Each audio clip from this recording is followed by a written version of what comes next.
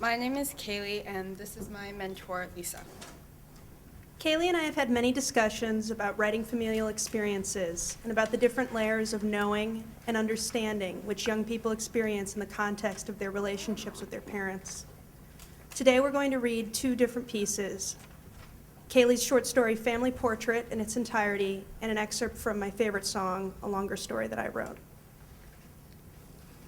"Where is that brother of yours?" my mother demanded. She sat nervously on the edge of one of the armchairs in our living room. "Doesn't he realize that there are time constraints for this thing?"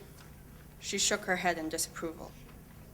I was 10 years old and sitting on the floor in a blue jumper and a plaid skirt.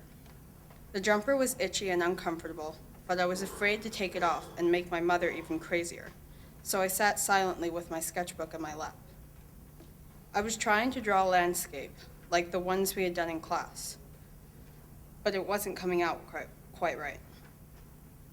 In a fit of frustration, I slammed the book shut and gave up on trying to get it right. The doorbell rang, and my mother ran to the door so quickly I didn't realize what she was doing until she came back through, with my brother scowling behind her. "Mom," my brother complained, "for God's sake, this is ridiculous, and you do realize it's important, Bill. And you're late. We only have an hour left to do this. Your father has to be back at the hospital by 4 o'clock. We still need to pick him up, you know." They were talking about the family portrait that my mother had scheduled for 3 o'clock. Apparently, it was extremely important. "If we don't hurry, there won't be any time," my mother said in an exasperated tone. My brother said nothing and began to take off his coat. He was also wearing a blue jumper, only his had gotten a little dirty. There were grass stains on the bottom of it. "Bill," my mother exclaimed when she saw the stains, "what the hell did you do to your sweater?" Bill rolled his eyes and went up the stairs to get changed, while my mother continued to yell after him. I didn't know it at the time, but it was to be the last family picture we'd ever take with my father before he died. Maybe if I had known this fact, then I would not have let my fear get the better of me. When I glanced at my father, he looked so pale and weak that it frightened me, and I quickly looked away before he could notice. I can't remember what the room we took the picture in looked like, but I do remember the strained smiles on my mother and brother's faces. "Now, young man, if you could just move over a little to the right." "Perfect," said the photographer as he prepared to take our picture. If I had known that my father was going to die 4 months later, I would have given him a hug right then and there and never let him go. I would have reminded him how much I loved him. But I was only 10, and the sight of my sickly father was unnerving. I was afraid to get too close. The picture only made my mother upset, so I took it with me when I went to college. It hangs in my bedroom in my new apartment.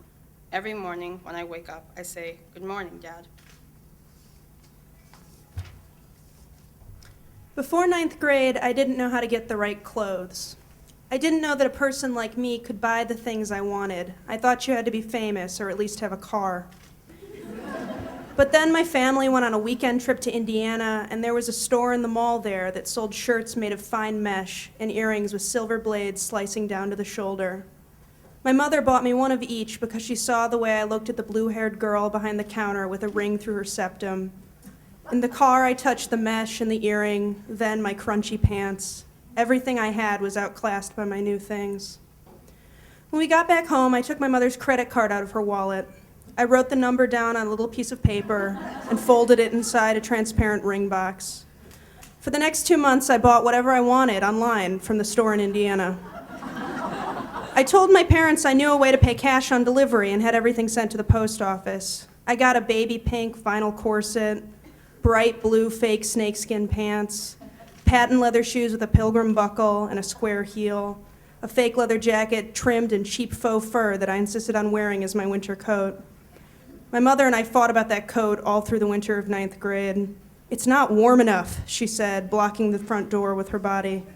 "I don't care," I said, and pushed past her. I had just gone back to school after a month of homeschooling, both of us pretending she was teaching me something by talking about ancient Greece to the air above my head while I slumped over coffee. My father always made her let me go out the door to Rachel's waiting car. When I got to school, the student center opened up in front of me, full of yellow light. Every girl who passed me, normal or not, had to touch my coat's fake fur. Their fingertips dragged along my slick, shiny pants and tugged at the bottom of my short skirt. Cool, they whispered, and were gone. I wanted the clothes to take me into the world of my music, where guitars swam into muted yells and the singer's voice was a line of yellow exclamation marks. I wanted to be the girl in the video and the girl in the movie, standing half in shadow, eyes down.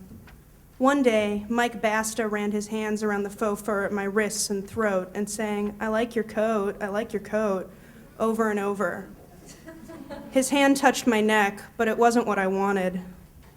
When I got home from school that day, my father was there too early, gripping a stack of papers. The bill had come, and my mother wasn't home to protect me. "What?" my father asked. "Do you think you're doing? Where is this money going?" And I couldn't tell him that I didn't even want the clothes anymore, that they were all used up. "I'll get a job," I said. "I'll pay it back." My father waved his hand over the bill. "How much could you ever pay back?" he asked. Thank you.